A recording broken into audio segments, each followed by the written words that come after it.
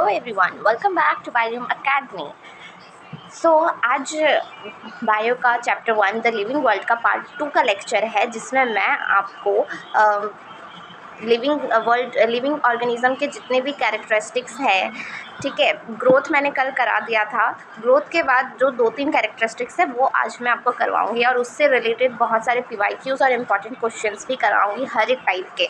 कल के लेक्चर्स में भी मैंने सारे पीवाईक्यूज़ कॉन्सेप्ट बेस्ड सारे क्वेश्चंस इंपॉर्टेंट वाले डिस्कस किया था मैंने क्लास में। बहुत छोटे छोटे लेक्चर्स का ड्यूरेशन रखा है मैंने, 30 मिनट, 35 मिनट्स, 40 मिनट तक, उससे ज़्यादा नहीं जाएगा मेरे क्लास का ड्यूरेशन, क्योंकि फिर बच्चे बोर हो जाते हैं। मैं एक एक लेक्चर, एक एक टॉपिक पे डिटेल में लेक्चर लेना चाहती हूँ, सारे पीवाईक्यू, सारे इंपॉर्टेंट क्वेश्चन को डिस्कस करते हुए। तो इसीलिए टाइम का ड्यूरेशन कम होगा, वीडियो रोज़ आएगा और आपको रोज़ क्लास देखना है, रोज़ लेक्चर अटेंड करना है, ताकि आपका कोई बैकलॉग ना हो और बायो में आपकी 360 डिग्री तैयारी हो। तो प्लीज़ मेरे इस चैनल को अभी ही सब्सक्राइब कर लीजिए, ताकि रोज़ आपको टाइम पे नोटिफिकेशन मिलता रहे। और मेरे वीडियो को अगर अच्छा लग रहा है, मेरे पढ़ाने का स्टाइल, मेरी टीचिंग का तरीका, मेरे सारे क्वेश्चंस करवाने का डिस्कशन अगर अच्छा लग रहा है, तो प्लीज़ मेरे चैनल को लाइक ज़रूर कीजिएगा, क्योंकि मुझे आपके सपोर्ट की बहुत ज़्यादा ज़रूरत है। तो please don't forget to like me, okay. तो चलिए अब पार्ट 2 स्टार्ट करते हैं। लिविंग वर्ल्ड के बाकी कैरेक्टरिस्टिक्स से स्टार्ट करते हैं। हमारा सेकंड कैरेक्टरिस्टिक जो है लिविंग ऑर्गेनिज्म का, वो है रिप्रोडक्शन। फर्स्ट कैरेक्टरिस्टिक ग्रोथ था, जिसके बारे में मैंने कल डिटेल्ड एनसीईआरटी रिवाइज करवा दिया है। ग्रोथ के रिलेटेड सारे क्वेश्चन, सारे पीवाईक्यूज भी हमने कल डिस्कस किए हैं क्लास में। आज सेकंड कैरेक्टरिस्टिक्स पढ़ेंगे, जो है रिप्रोडक्शन। रिप्रोडक्शन लाइकवाइज इसका characteristics of living organism. Reproduction जो है वो भी कैरेक्टरिस्टिक्स है लिविंग ऑर्गेनिज्म का, रिप्रोडक्शन भी कैरेक्टरिस्टिक्स है लिविंग ऑर्गेनिज्म का, ठीक है। मल्टी सेलुलर ऑर्गेनिज्म, जो हमारे मल्टी सेलुलर ऑर्गेनिजम्स होते हैं, मल्टी सेलुलर ऑर्गेनिज्म में reproduction refers to production of progeny possessing features more और less similar to those of parents. मतलब जो हमारे मल्टी सेलुलर ऑर्गेनिज्म होते हैं, मतलब जिसमें एक से ज़्यादा सेल होते हैं, मल्टी सेलुलर ऑर्गेनिज्म, उसमें रिप्रोडक्शन जो होता है, वो रिप्रोडक्शन का मतलब होता है अपने प्रोजेनी को प्रोड्यूस करना, ठीक है। अपने प्रोजेनी मतलब होता है ऑफस्प्रिंग, प्रोजेनी का मतलब होता है ऑफस्प्रिंग। तो अपने ऑफस्प्रिंग को प्रोडक्शन करना, जिसमें जो प्रोजेनी में जो फीचर होता है वो ज़्यादा या कम सिमिलर होते हैं, मतलब ज़्यादा कम सिमिलर होते हैं पेरेंट्स से, ठीक है।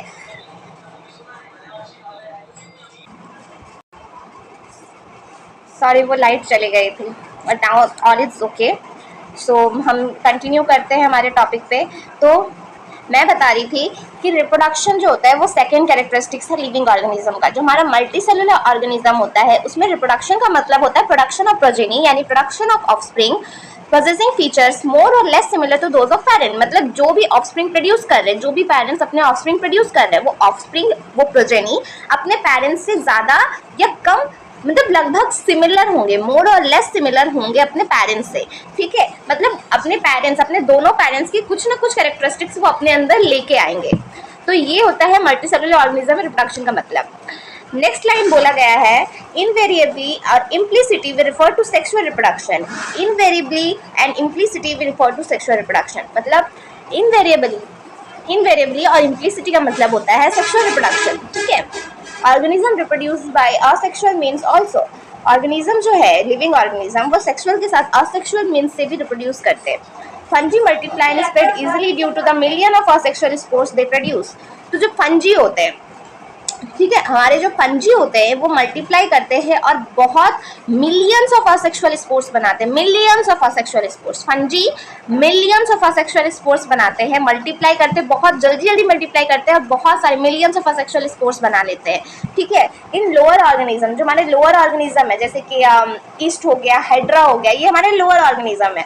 तो ईस्ट और हाइड्रा में हम बडिंग देखते हैं, ईस्ट और हाइड्रा में बडिंग देखते हैं। बडिंग क्या होता है कि प्लांट का एक बड है, प्लांट का एक बड है, बड से पूरा एक, मतलब दूसरा प्लांट ग्रो करने लगता है, तो ये इसको हम बडिंग बोलते हैं, ठीक है। तो ईस्ट और हाइड्रा जो हमारे लोअर ऑर्गेनिज्म है, उसमें बडिंग को ऑब्जर्व किया जाता है। नेक्स्ट हमारा प्लानेरिया। प्लानेरिया जो होता है फ्लैट वॉर्म्स होता है, ठीक है। प्लेटीहेलमिन्थस किंगडम से ये बिलोंग करता है, प्लेटीहेलमिन्थस। तो ये प्लानेरिया जो प्लेटफॉर्म है, उसमें ट्रू रीजनरेशन होता है। ट्रू रीजनरेशन का मतलब क्या होता है? Fragmented organisms regenerate the lost part of its body and become a new organism. मतलब ट्रू रीजनरेशन, रीजनरेशन, रीजनरेशन नाम से तुम्हें समझ में आ रहा होगा कि रीजनरेशन का मतलब है दोबारा से जनरेट होना, रीजनरेट होना, पुनर्जन्म होना, ठीक है, रीजनरेट। तो प्लानेरिया यानी फ्लैट फॉर्म में ट्रू रीजनरेशन होता है। मतलब अगर प्लानेरिया का किसी एक पार्ट में अगर कट लग गया है, मतलब फ्रेगमेंटेड पार्ट जो है, जो कटा हुआ पार्ट है, वो दोबारा से रीजनरेट हो जाएगा, दोबारा से अपने लॉस्ट पार्ट को दोबारा से एक नया ऑर्गेनिज्म बना लेगा अपने लॉस्ट पार्ट से। मतलब जो पार्ट उसकी बॉडी से कट गया है, वो पार्ट, कटा हुआ पार्ट, फ्रेगमेंटेड पार्ट दोबारा से एक नया ऑर्गेनिज्म बना लेगा, ठीक है। तो इसको बोलते हैं ट्रू रीजनरेशन। तो प्लानेरिया में ट्रू रीजनरेशन होता है।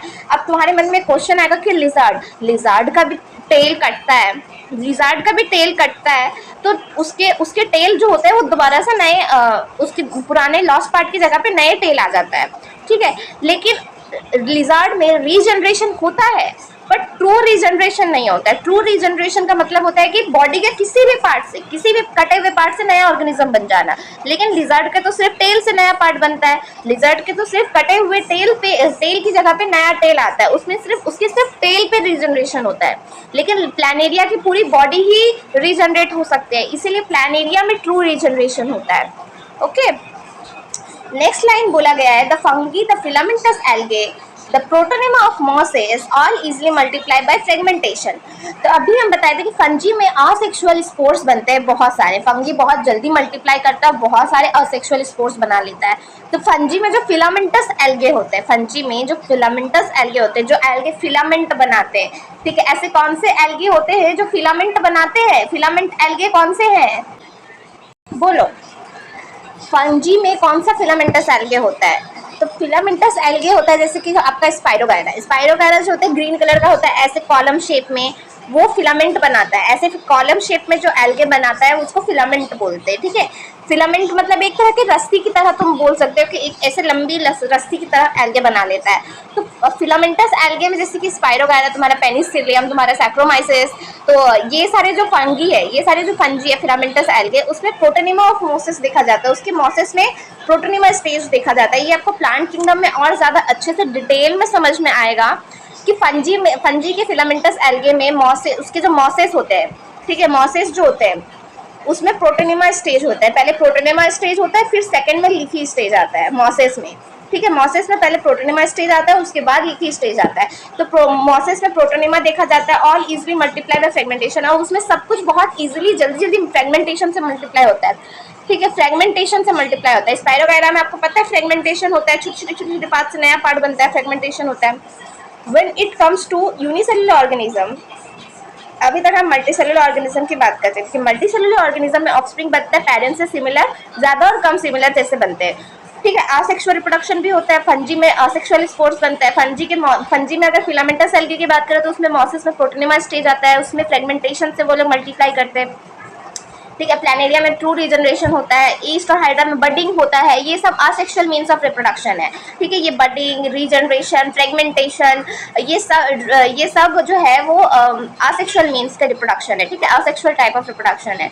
नेक्स्ट अगर यूनिसेलुलर ऑर्गेनिज्म की बात करें, सिंगल सेल ऑर्गेनिज्म जैसे कि बैक्टीरिया, यूनिसेलुलर एल्गे, जो हमारे यूनिसेलुलर एल्गे होते हैं, अमीबा।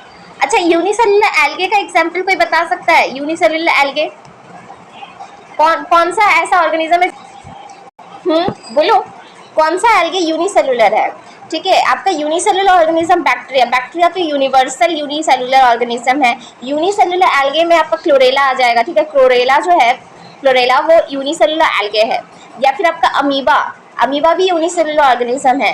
तो ये सारे यूनिसेलुलर ऑर्गेनिज्म में क्या होता है, reproduction is synonymous with growth. Reproduction जो होता है ग्रोथ के साथ सिनोनिमस होता है। सिनोनिमस मतलब same, similar, synonymous, S for synonymous, S for similar, same, ठीक है। तो रिप्रोडक्शन और ग्रोथ सिमिलर होते हैं। क्यों सिमिलर होते हैं, देखो बता रहे हैं। जैसे कि अमीबा है, अमीबा में सेल डिवीजन होता है, 2 डॉटर सेल बनते हैं, और दोनों डॉटर सेल एक नया अमीबा बना लेता है ना। तो 2 डॉटर सेल बनता है, वो सेल डिवीजन क्या हो रहा है, रिप्रोडक्शन हो रहा है। और एक नया ऑर्गेनिज्म, एक नया अमीबा बन रहा है, वो क्या हो रहा है, ग्रोथ हो रहा है। तो ग्रोथ और रिप्रोडक्शन हो रहा है ना साथ साथ। तो इसीलिए यूनिसेलुलर ऑर्गेनिज्म में आपका रिप्रोडक्शन और ग्रोथ दोनों सिमिलर होते हैं। जस्ट सेकंड कॉल आ रहा है। ओके सॉरी, आज एक्चुअली सच में बहुत डिस्टर्बेंस हो रहा है, आज बहुत बिजी स्केड्यूल रहा है, तो I am really sorry for that. But now okay, तो यूनिसेलुलर ऑर्गेनिज्म में मैंने बताया कि ग्रोथ और रिप्रोडक्शन दोनों सिमिलर होते हैं, क्योंकि ग्रोथ भी एक साथ हो रहा होता है, साथ ही साथ सेल डिवीजन से रिप्रोडक्शन भी हो रहा होता है। तो ग्रोथ और रिप्रोडक्शन सिनोनिमस होते हैं एक दूसरे से। Increase in number of cells, increase in number of cells, ठीक है, मतलब सेल डिवीजन से सेल का नंबर भी इंक्रीज होता है। पहले एक सेल था, 2 डॉटर सेल बना तो 2 सेल बन गया, सेल का नंबर बढ़ रहा है, और ग्रोथ भी हो रहा है, 2 नए सेल, दो सेल से 2 नया ऑर्गेनिज्म बन रहा है, तो ग्रोथ भी हो रहा है, ठीक है। तो इसीलिए यूनिसेलुलर ऑर्गेनिज्म में रिप्रोडक्शन और ग्रोथ सिनोनिमस होते हैं। We have already defined growth as equivalent to increase in cell number of mass. और हम ये कल ग्रोथ वाला जो टॉपिक पढ़ रहे थे, जो ग्रोथ वाला कैरेक्टरिस्टिक्स पढ़ रहे थे, उसमें हम ऑलरेडी वहाँ पे हम एक्सप्लेन कर चुके हैं कि सेल का नंबर बढ़ना और सेल का मास बढ़ना दोनों एक दूसरे के साथ इक्विवेलेंट होते हैं। इक्विवेलेंट मतलब भी सिमिलर होते हैं, इक्वल होते हैं। सेल का नंबर बढ़ रहा है या सेल का ग्रोथ हो रहा है, दोनों इक्विवेलेंट होते हैं। तभी तो नॉन लिविंग थिंग्स में बाहर की तरफ से ग्रोथ हो रहा था और लिविंग थिंग्स में अंदर की तरफ से ग्रोथ हो रहा था। तो ग्रोथ दोनों में हो रहा है, ग्रोथ दोनों में हो रहा है। नॉन लिविंग थिंग्स में एक्यूमुलेशन की वजह से सेल का बॉडी जो नॉन लिविंग ऑब्जेक्ट है उसमें ग्रोथ हो रहा था, क्योंकि उसमें एक्यूमुलेशन हो रहा था बाहर की साइड से, तो वो सेल का मास बढ़ रहा था, मास बढ़ रहा था। तो नॉन लिविंग ऑब्जेक्ट का मास बढ़ रहा था मतलब ग्रोथ हो रहा था। तो मास बढ़ना या नंबर बढ़ना दोनों ही इक्विवेलेंट होता है ग्रोथ के, ठीक है। Hence, we notice that in single cell organism we are not very clear about the uses of these two terms growth and reproduction. तो यहाँ से हम एक चीज ऑब्जर्व कर सकते हैं कि सिंगल सेल ऑर्गेनिज्म यानी यूनिसेलुलर ऑर्गेनिज्म में हम ये बहुत अच्छे से क्लियर नहीं बता सकते कि ग्रोथ हो रहा है या रिप्रोडक्शन हो रहा है, क्योंकि दोनों साथ साथ हो रहा है। 2 सेल बन रहा है, डॉटर सेल बन रहा है, तो ग्रोथ भी हो रहा है, रिप्रोडक्शन भी हो रहा है, तो साथ साथ हो रहा है। हम उसको अलग अलग डिफाइन नहीं कर सकते यूनिसेलुलर ऑर्गेनिज्म में, okay. Further, there are many organisms which do not reproduce. Example हो गया म्यूल्स, स्टेराइल वर्कर बीज, इनफर्टाइल ह्यूमन कपल्स एक्सेट्रा। तो बहुत सारे ऑर्गेनिजम्स ऐसे होते हैं जो रिप्रोड्यूस नहीं कर सकते, लिविंग होने के बाद भी रिप्रोड्यूस नहीं कर सकते। कौन है वो एग्जाम्पल? ये एग्जाम्पल बहुत इंपॉर्टेंट है, नीट में बहुत बार ये क्वेश्चन पूछा, सिर्फ नीट क्यों, सीयूटी में हो, सीयूटी में सॉरी 11 का है, एम्स नर्सिंग में भी ये क्वेश्चन बहुत बार काफ़ी बार पूछा गया है। तो ये जो एग्जाम्पल है वो बहुत इंपॉर्टेंट है, जैसे कि म्यूल्स, जो म्यूल्स होता है, स्टेराइल वर्कर बीज होते हैं, वर्कर बीज जो होते हैं वो स्टेराइल होते हैं, ठीक है। तो म्यूल्स, स्टेराइल वर्कर बीज, इनफर्टाइल ह्यूमन कपल, बहुत सारे ह्यूमन कपल ऐसे होते हैं जो इनफर्टाइल होते हैं, या तो लड़का इनफर्टाइल हो सकता है या तो लड़की इनफर्टाइल हो सकती है, दोनों में से कोई भी इनफर्टाइल हो सकते हैं, तो इनफर्टाइल ह्यूमन कपल्स होते हैं। तो म्यूल्स, स्टेराइल वर्कर बीज, इनफर्टाइल ह्यूमन कपल से तीनों ही, और भी ऐसे बहुत सारे एग्जाम्पल है जो रिप्रोड्यूस नहीं कर पाते हैं लिविंग होने के बाद भी, ठीक है। Hence reproduction also can not be an all inclusive defining characteristics of living organism. इसीलिए रिप्रोडक्शन भी सारा इंक्लूसिव डिफाइनिंग कैरेक्टरिस्टिक्स नहीं है लिविंग ऑर्गेनिज्म का। जैसे कि कल मैंने बताया था आपको, अच्छा अभी मैं आपसे एक क्वेश्चन पूछ रही हूँ, इसका आंसर मुझे तुम अभी अपने दिमाग में सोच के दो, ओके। कल मैंने आपको पढ़ाया था कि ग्रोथ डिफाइनिंग कैरेक्टरिस्टिक्स है या नहीं है। अभी इसका आंसर अपने आप को दो, मुझे देना जरूरी नहीं है, खुद को आंसर दो, खुद को श्योर होना चाहिए कि हाँ मुझे ये आंसर पता है। इसीलिए खुद सोच के बताओ, क्या ग्रोथ डिफाइनिंग कैरेक्टरिस्टिक्स था, क्या ग्रोथ डिफाइनिंग प्रॉपर्टी था लिविंग ऑर्गेनिज्म का? आंसर है बिल्कुल नो। ग्रोथ भी डिफाइनिंग कैरेक्टरिस्टिक नहीं था। क्यों नहीं था? क्योंकि उसका एक्सेप्शन है ना non living things. Non living things में अक्यूमुलेशन की वजह से ग्रोथ हो रहा है, तो ये तो एक्सेप्शन है, इसीलिए ग्रोथ डिफाइनिंग प्रॉपर्टी नहीं था लिविंग ऑर्गेनिज्म का। उसी तरह रिप्रोडक्शन भी डिफाइनिंग प्रॉपर्टी नहीं है। क्या लिखा है? Reproduction also can not be an all inclusive defining characteristics. Reproduction भी इंक्लूसिव डिफाइनिंग कैरेक्टरिस्टिक नहीं है, रिप्रोडक्शन भी डिफाइनिंग कैरेक्टरिस्टिक नहीं है, ठीक है। रिप्रोडक्शन और ग्रोथ दोनों ही डिफाइनिंग कैरेक्टरिस्टिक्स नहीं है। अब रिप्रोडक्शन क्यों डिफाइनिंग नहीं है? क्योंकि रिप्रोडक्शन में क्या हो रहा है कि लिविंग ऑर्गेनिज्म लिविंग होने के बाद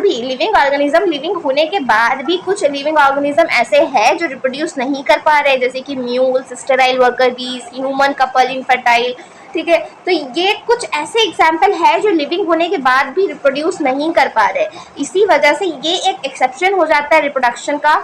इसीलिए रिप्रोडक्शन भी डिफाइनिंग प्रॉपर्टी नहीं है। डिफाइनिंग प्रॉपर्टी होने के लिए क्या जरूरी है? डिफाइन होना, 100% विदाउट एनी एक्सेप्शन डिफाइन होना, ठीक है। अगर आप किसी कैरेक्टरिस्टिक्स को मतलब ऑलवेज, आप ऑलवेज कह सकते हो कि ऑलवेज लिविंग बींग्स के लिए है, हमेशा ये लिविंग बींग्स में ही दिखेगा, कभी भी ये नॉन लिविंग बींग्स में नहीं दिखेगा, कभी भी ये जानवर में नहीं, मतलब कभी भी ये नॉन लिविंग में नहीं दिखेगा, सिर्फ लिविंग में दिखेगा। अगर आप किसी कैरेक्टरिस्टिक्स को डिफाइन कर पा रहे हो 100% विदाउट एनी एक्सेप्शन, तो ही वो डिफाइनिंग कैरेक्टरिस्टिक्स है। लेकिन ना ग्रोथ में एक एक्सेप्शन था नॉन लिविंग वाला, और रिप्रोडक्शन में भी एक एक्सेप्शन है जो रिप्रोड्यूस नहीं कर पा रहे हैं ये, ठीक है। तो दोनों में ही एक्सेप्शन आ रहा है, इसलिए दोनों ही डिफाइनिंग प्रॉपर्टी नहीं है। ये बहुत इंपॉर्टेंट है, इससे एनटीए ना बहुत घुमा के क्वेश्चन पूछता है, बहुत ट्रिकी करके क्वेश्चन पूछता है। चैप्टर बहुत इजी है पर इससे क्वेश्चंस बहुत ट्रिकी आते हैं, इसीलिए बहुत ध्यान से क्वेश्चन के स्टेटमेंट को पढ़ना है और एनसीईआरटी के लाइन को भी पढ़ना है। ये लाइन हमेशा मार्क करके रखो बुक में कि reproduction also can not be an all inclusive defining characteristics of living organism. इस लाइन के साथ खेला जा सकता है, इसीलिए इस लाइन को अच्छे से मार्क करके रखो, ठीक है। ग्रोथ और रिप्रोडक्शन दोनों ही डिफाइनिंग नहीं है। Of course, no non-living object is capable of reproducing or replicating by itself, ठीक है। तो कोई भी नॉन लिविंग ऑब्जेक्ट खुद से रिप्रोड्यूस नहीं कर सकता और खुद से रेप्लिकेट भी नहीं कर सकता। नॉन लिविंग थिंग्स तो रिप्रोड्यूस खुद से नहीं कर सकते, नॉन लिविंग थिंग्स में रिप्रोडक्शन होता ही नहीं है, रेप्लिकेशन होता ही नहीं है, ठीक है।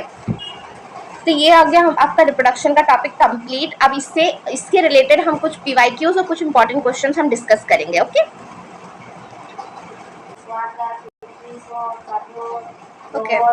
तो अभी हम इसके रिलेटेड कुछ क्वेश्चन सॉल्व करेंगे, ठीक है। फर्स्ट क्वेश्चन है which of the following organism do not reproduce yet are considered living, ठीक है। कौन सा ऑर्गेनिज्म रिप्रोड्यूस नहीं करता है जबकि वो लिविंग है, फिर भी लिविंग होने के बाद भी रिप्रोड्यूस नहीं करता, ऐसा कौन सा ऑर्गेनिज्म। देखो अभी मैंने वो एग्जांपल याद कराया था तुम्हें, एनसीईआरटी में 3 एग्जांपल दिए हुए। क्या फंगी करता है? नहीं, क्योंकि फंगी तो असेक्सुअल रिप्रोडक्शन करता है, फंगी नहीं होगा। हाइड्रा में बडिंग होता है, बैक्टीरिया में भी ग्रोथ और रिप्रोडक्शन सिनोनिमस होते हैं, अभी बताया था यूनिसेलुलर ऑर्गेनिज्म में। जो हमारा म्यूल्स होता है उसमें रिप्रोडक्शन नहीं होता है लिविंग होने के बाद भी, ठीक है। तो हमारा आंसर इसमें ऑप्शन सी हो जाएगा। नेक्स्ट क्वेश्चन जो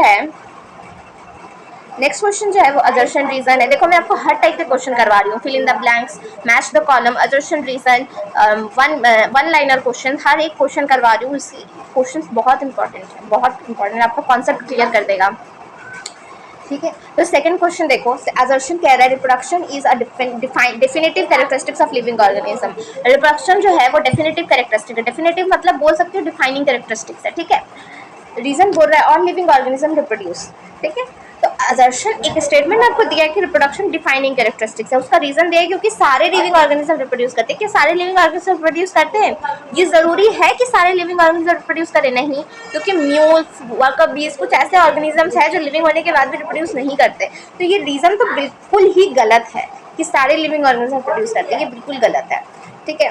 रिप्रोडक्शन डिफाइनिंग कैरेक्टरिस्टिक्स है, ये भी गलत है। रिप्रोडक्शन डिफाइनिंग कैरेक्टरिस्टिक्स नहीं है, रिप्रोडक्शन डिफाइनिंग कैरेक्टरिस्टिक नहीं है। ग्रोथ और रिप्रोडक्शन दोनों ही डिफाइनिंग कैरेक्टरिस्टिक नहीं है, तो यहाँ पे बोथ आर फॉल्स हो जाएगा। असर्शन और रीजन दोनों ही फॉल्स हो जाएगा, तो इसका आंसर आपका डी होगा। यहाँ ऑप्शन बी लिखा हुआ है, ये गलत, ये सही कर लेना, ऑप्शन डी होगा। Both assertion reason are false. Reproduction जो है वो डिफाइनिंग कैरेक्टरिस्टिक्स नहीं है, ठीक है। रिप्रोडक्शन जो है वो डेफिनेटिव कैरेक्टरिस्टिक्स नहीं है, ये आपको बहुत अच्छे से याद रखना है। देखो ट्रिकी क्वेश्चन कर दिया ना, ठीक है। रिप्रोडक्शन डेफिनेटिव कैरेक्टरिस्टिक नहीं है और सारे लिविंग ऑर्गेनिज्म रिप्रोड्यूस नहीं करते हैं, ठीक है। सारे लिविंग ऑर्गेनिज्म रिप्रोड्यूस करते हैं नहीं, ठीक है। कुछ लिविंग ऑर्गेनिज्म ऐसे जो रिप्रोड्यूस नहीं करते, तो ये दोनों ही गलत है स्टेटमेंट, ठीक है। नेक्स्ट थर्ड नंबर क्वेश्चन है reproduction is absent in worker बीज। रिप्रोडक्शन एब्सेंट होता है वर्कर बीज, म्यूल्स, इनफर्टाइल ह्यूमन, इन तीनों में रिप्रोडक्शन एब्सेंट होता है, ठीक है। इन तीनों में रिप्रोडक्शन एब्सेंट होता है। क्या ये ट्रू है या फॉल्स है? देखो इसमें ट्रू फॉल्स का भी क्वेश्चन है। रिप्रोडक्शन वर्कर बीज, म्यूल्स, इनफर्टाइल ह्यूमन में एब्सेंट होता है, तो यस होता है, यही तो रिप्रोड्यूस नहीं कर पाते, तो ये ट्रू है, ठीक है। इसके बाद नेक्स्ट क्वेश्चन है which organism does not reproduce but still considered living. देखो ये क्वेश्चन फिर से आ गया आपका, मतलब सोचो ये क्वेश्चन कितना इंपॉर्टेंट है, 3 बार रिपीट हो रहा है ये क्वेश्चन। कौन से ऑर्गेनिज्म लिविंग होने के बाद भी रिप्रोड्यूस नहीं करते? तो यूग्लिना रिप्रोड्यूस करता है, अमीबा भी रिप्रोड्यूस करता है, हाइड्रा भी रिप्रोड्यूस करता है बडिंग से। वर्कर बी जो है वो रिप्रोड्यूस नहीं करते, तो ये आंसर हो जाएगा वर्कर बी, आपका ऑप्शन सी, ठीक है। नेक्स्ट क्वेश्चन है 5 नंबर क्वेश्चन बोल रहा है विच इज नॉट ट्रू। देखो नॉट जो है, नॉट हमेशा अच्छे से देख लेना, नॉट ट्रू बोला है, नॉट ट्रू अबाउट रिप्रोडक्शन, कौन सा सही नहीं है, कौन सा स्टेटमेंट सही नहीं है? First statement, it is essential for survival of an individual. क्या ये रिप्रोडक्शन इसेंशियल है किसी इंडिविजुअल के सर्वाइवल के लिए? ठीक है, इसेंशियल है किसी इंडिविजुअल के सर्वाइवल के लिए, जरूरी ही है। ठीक है, ये स्टेटमेंट है। दूसरा है कंटिन्यूएशन ऑफ स्पीसीज, तो स्पीसीज के कंटिन्यूएशन में तो हेल्प करता ही है, क्योंकि स्पीसीज अगर कंटिन्यू होते हैं, कोई भी स्पीसीज कंटिन्यू हो रहा है तो रिप्रोडक्शन के थ्रू होता है। ठीक है, reproduction is not a definitive feature, ये भी बिल्कुल सही है, रिप्रोडक्शन डेफिनेटिव फीचर नहीं है। ठीक है, रिप्रोडक्शन कैन बी सेक्सुअल या सेक्सुअल, दोनों ही हो सकता है। तो कौन सा ट्रू नहीं है? ऑप्शन ए जो है वो ट्रू नहीं है, ये जरूरी बिल्कुल नहीं है सर्वाइवल के लिए। ठीक है, नेक्स्ट 6 नंबर क्वेश्चन अगर देखें तो यूनिसेलुलर ऑर्गेनिज्म में रिप्रोडक्शन इज सिनोनिमस विद, देखो यूनिसेलुलर ऑर्गेनिज्म में रिप्रोडक्शन किससे सिनोनिमस होता है? ग्रोथ से। अभी हम बताए थे ग्रोथ से सिनोनिमस होता है। Next question 7 number, which organism reproduce by fragmentation, fragmentation से कौन सा रिप्रोड्यूस करता है? तो फ्रेगमेंटेशन से प्लाज्मोडियम नहीं करता, प्लाज्मोडियम में मल्टीपल फिजन होता है, प्लानेरियम में ट्रू रिजनरेशन होता है, पैरामीशियम और अमीबा इन दोनों में, पैरामीशियम और अमीबा दोनों यूनिसेलुलर ऑर्गेनिज्म है तो इसमें भी फ्रेगमेंटेशन नहीं होता है। प्लानेरिया में फ्रेगमेंटेशन होगा, प्लानेरिया में रिजनरेशन भी होता है और फ्रेगमेंटेशन भी होता है। ठीक है, याद रखना। नेक्स्ट क्वेश्चन है, which organism reproduce by binary fission, binary fission किसमें होगा? अमीबा में, ये तो सब जानते हैं अमीबा में बाइनरी फिजन होता है।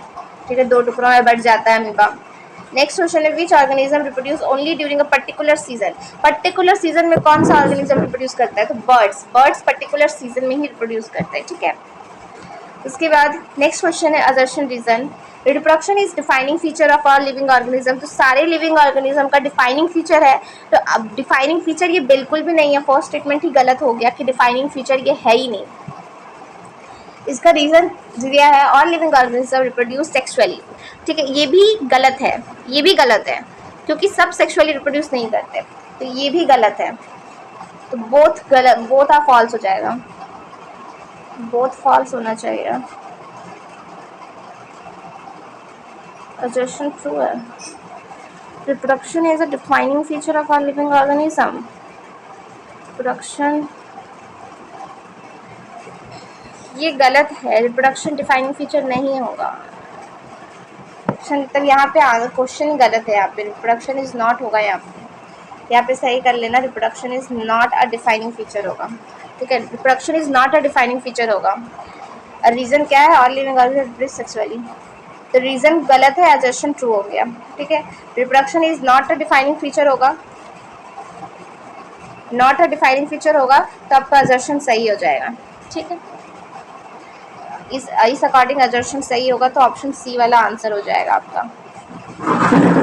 आंसर हो जाएगा, असर्शन ट्रू हो जाएगा, reproduction is not defining feature. Okay, next question देखते हैं। नेक्स्ट क्वेश्चन भी असर्शन रीजन ही है। नेक्स्ट क्वेश्चन में बोला है, नेक्स्ट क्वेश्चन में आपका बोला है reproduction is not an all inclusive defining characteristics, not an all inclusive defining, तो ये बिल्कुल सही है, डिफाइनिंग तो है नहीं। ठीक है, ये बिल्कुल सही है। रीजन क्या है? Some living organism like mules and worker भी डू नॉट रिप्रोड्यूस, ये भी बिल्कुल सही है। रीजन भी करेक्ट एक्सप्लेनेशन के साथ है, तो करेक्ट एक्सप्लेनेशन हो जाएगा। फिर नेक्स्ट क्वेश्चन हो जाएगा, नेक्स्ट क्वेश्चन जो है स्टेटमेंट करेक्ट स्टेटमेंट पूछा है। ठीक है, करेक्ट स्टेटमेंट पूछा है, reproduction is not essential for survival of an individual, तो नॉट इसेंशियल जरूरी नहीं है, ये बिल्कुल सही है।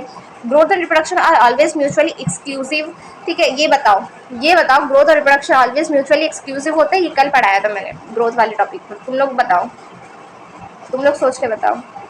नेक्स्ट बोले reproduction necessary for species continuity, तो ये भी बिल्कुल सही है। फर्स्ट और थर्ड तो बिल्कुल सही है 100%, रिप्रोडक्शन ज़रूरी नहीं है सर्वाइवल के लिए, स्पीसीज कंटिन्यूटी के लिए ज़रूरी है।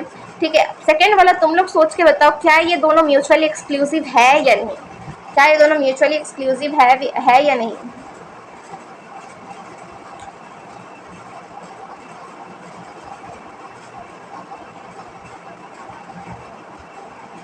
बोलो, थोड़ा सा ट्रिकी लग रहा है ना, ये म्यूचुअली एक्सक्लूसिव नहीं होता है। ठीक है, म्यूचुअली एक्सक्लूसिव नहीं होता है, ये गलत है। सेकंड नंबर गलत है, मतलब 1 और 3 ये दोनों सही होगा, मतलब ऑप्शन बी होगा करेक्ट आंसर। ठीक है, करेक्ट स्टेटमेंट पूछा था, सेकंड वाला गलत है, म्यूचुअली एक्सक्लूसिव नहीं होता। नेक्स्ट क्वेश्चन है reproduction is the process of producing progeny, तो बहुत सिंपल क्वेश्चन हो गया यार। Next dash and dash are two types of reproduction, ये भी बहुत सिंपल है, सेक्सुअल एंड सेक्सुअल, ठीक है। नेक्स्ट क्वेश्चन बोला है यूनिसेलुलर ऑर्गेनिज्म जैसे amoeba reproduction is by dash fission, देखो फिजन तो हिंट दे ही दिया, तो बाइनरी फिजन ही होगा अमीबा में। ये भी कितना सिंपल क्वेश्चन है ये वाला। नेक्स्ट पूछा reproduction is not a dash feature of living organism, तो रिप्रोडक्शन कौन सा फीचर नहीं है, डिफाइनिंग फीचर नहीं है, ठीक है। ये बहुत इंपॉर्टेंट है, ये याद रखना। अब आता है मैच द कॉलम, ठीक है, तो मैच करो। देखो हाइड्रा में क्या होगा, हाइड्रा में होगा तुम्हारा बडिंग, हाइड्रा में बडिंग होता है, हाइड्रा में बडिंग होगा, अमीबा में बाइनरी फिजन होगा, प्लानेरिया में फ्रेगमेंटेशन होगा, और बर्ड्स में सीजनल रिप्रोडक्शन होगा। ये तो सब अरेंज ही है, मैच करने का ज़रूरत ही नहीं पड़ा, सब कुछ लाइन से ही दिया हुआ था। वाह, ठीक है, बस क्वेश्चन सारे फिनिश्ड हो चुके हैं रिप्रोडक्शन के टॉपिक से, ठीक है। ये सारे जो है सारे इंपॉर्टेंट क्वेश्चन है, कुछ इसमें से PYQs भी है, बहुत इंपॉर्टेंट क्वेश्चन है, इसको ज़रूर एक बार रिवाइज कर लेना खुद से। अब नेक्स्ट टॉपिक हम करेंगे, नेक्स्ट कैरेक्टरिस्टिक जो है हमारा मेटाबॉलिज्म है, तो हम अब वो स्टार्ट करेंगे NCERT रीड करना। Okay, another characteristics of life is metabolism, ठीक है। दूसरा कैरेक्टरिस्टिक जो है वो मेटाबॉलिज्म है। मेटाबॉलिज्म क्या होता है, all living organism are made of chemical, जितने भी लिविंग ऑर्गेनिज्म है इस धरती में, सारे लिविंग ऑर्गेनिज्म किससे बने, केमिकल्स से बने हैं। This chemicals smalls and big belonging to various classes, size, functions etcetera constantly being made and change into some other biomolecules, ठीक है। तो लिविंग ऑर्गेनिज्म, जितने भी लिविंग ऑर्गेनिज्म होते हैं वो कुछ ना कुछ केमिकल से बनते हैं, और वो सारे केमिकल्स जो होते हैं वो छोटे हो सकते हैं, कुछ बड़े हो सकते हैं, मतलब माइक्रो मॉलिक्यूल्स, मैक्रो मॉलिक्यूल्स, तो छोटे बड़े हर एक साइज़ के हो सकते हैं, अलग अलग क्लास से बिलोंग करते हैं, अलग अलग साइज़ के होते हैं, अलग अलग फंक्शन परफॉर्म करते हैं, जो कॉन्स्टेंटली बनते हैं और चेंज होते हैं दूसरे बायोमॉलिक्यूल्स में, ठीक है।